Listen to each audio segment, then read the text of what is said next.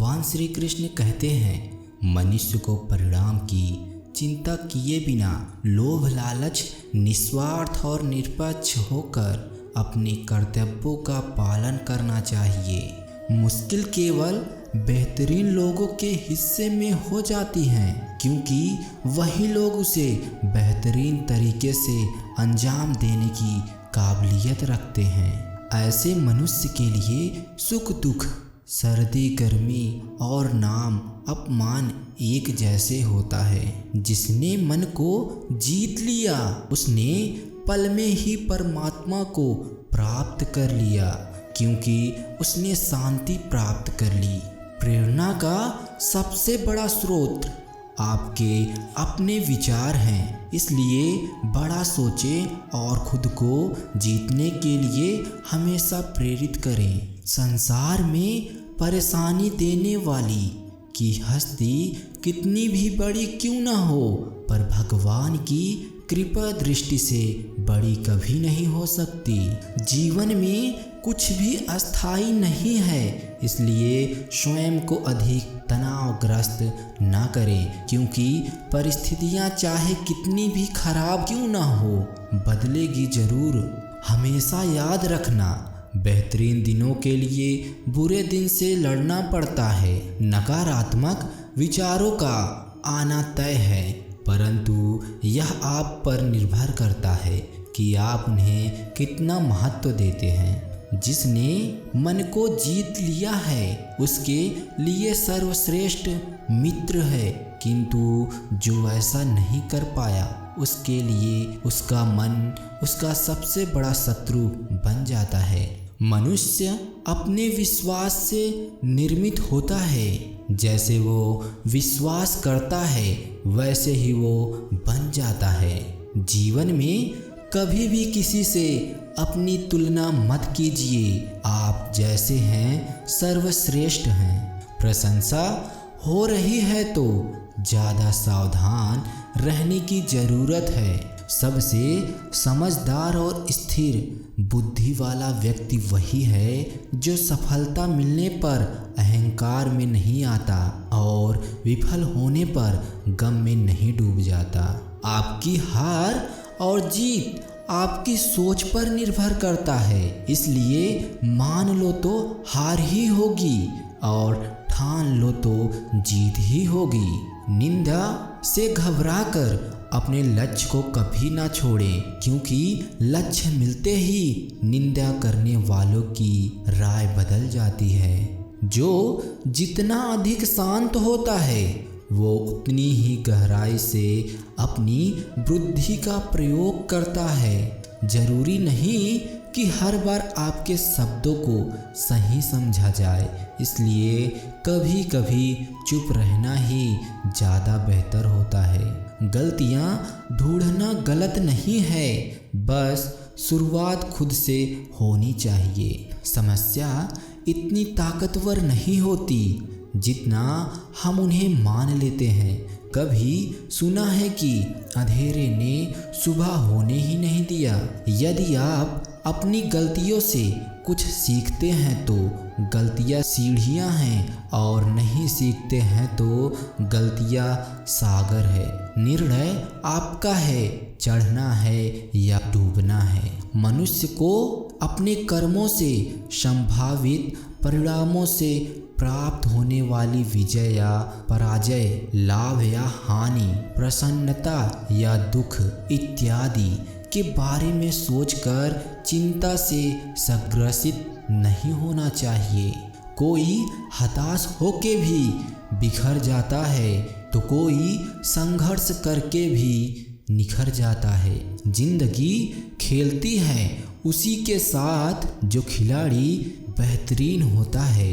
दर्द सबके एक जैसे हैं, मगर हौसले सबके अलग अलग हैं। समय यही सिखाता है कि जिंदगी किसी का इंतजार नहीं करती और ना ही किसी के लिए रुक सकती है।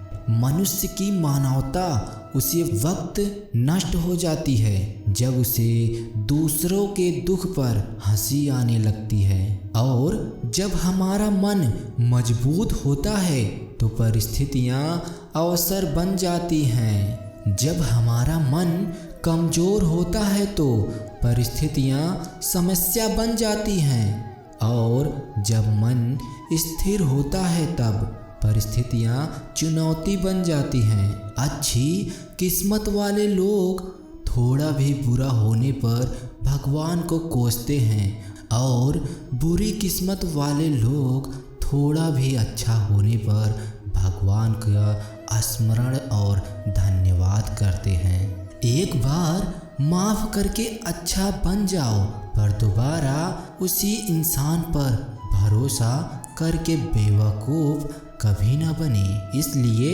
अहमियत सभी की होनी चाहिए। हर किसी के अंदर अपनी ताकत और अपनी कमजोरी होती है। मछली जंगल में नहीं दौड़ सकती और शेर पानी में राजा नहीं बन सकता। स्वार्थ से रिश्ते बनाने की कितनी भी कोशिश करें वो कभी नहीं बनते, और प्रेम से बने रिश्तों को कितना भी तोड़ने की कोशिश करो वो कभी नहीं टूटते। हर कीमती चीज़ उठाने के लिए झुकना ही पड़ता है। माँ और पिता का आशीर्वाद भी इनमें से एक है। प्यार और तकदीर कभी साथ नहीं चलते, क्योंकि जो तकदीर में होते हैं उनसे कभी प्यार नहीं होता। श्री कृष्ण कहते हैं, जिस व्यक्ति को अपनी कद्र नहीं उसके साथ खड़े रहने से अच्छा है आप अकेले रहें। प्रेम एक ऐसा अनुभव है जो मनुष्य को कभी हारने नहीं देता, और घृणा एक ऐसा अनुभव है जो मनुष्य को कभी भी जीतने नहीं देता। एक बार राधा रानी ने श्री कृष्ण से पूछा, माधव प्यार का असली मतलब क्या होता है? श्री कृष्ण ने हंसकर कहा, राधे, जहाँ मतलब होता है वहाँ प्यार नहीं होता। तुम भूत का पश्चाताप ना करो, भविष्य की चिंता करो। वर्तमान चल रहा है, जो हुआ वह अच्छा हुआ, जो हो रहा है वह अच्छा हो रहा है, जो होगा वह भी अच्छा होगा। यदि आप किसी के साथ मित्रता नहीं कर सकते हैं तो उसके साथ शत्रुता भी नहीं करना चाहिए। ना तुम कुछ लेकर आए ना लेकर जाओगे। जो लिया है यहीं से लिया है, जो दिया है यहीं से दिया है, जो लिया है इसी से लिया है, जो दिया है इसी को दिया है। तुम्हारा क्या होगा जो तुम रोते हो? तुम क्या लाए थे जो तुमने खो दिया? तुमने क्या पैदा किया था जो नाश हो गया?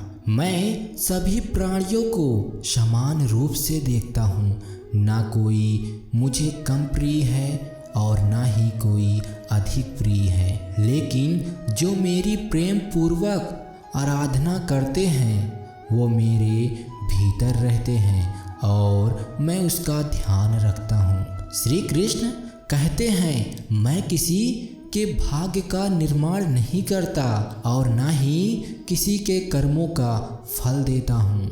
जो जैसा कर्म करता है वैसा फल पाता है। भरोसा अगर खुद पर होता तो ताकत बन जाती और दूसरों पर होता तो कमजोरी बन जाती। आप कब सही थे इसे कोई याद नहीं रखता, लेकिन तुम कब बुरे थे इसे सब याद रखते हैं। श्री कृष्ण कहते हैं कि जन्म लेने वाले के लिए मृत्यु उतनी ही निश्चित है जितना कि मृत्यु होने वाले के लिए जन्म लेना। इसलिए जो अप्रिय है उस पर शोक मत करो। तू करता वही है जो तू चाहता है, होता वही है जो मैं चाहता हूँ। तू कर वही जो मैं चाहता हूँ, फिर होगा वही जो तू चाहता है। जिंदगी में दो लोगों का होना बहुत ही जरूरी है।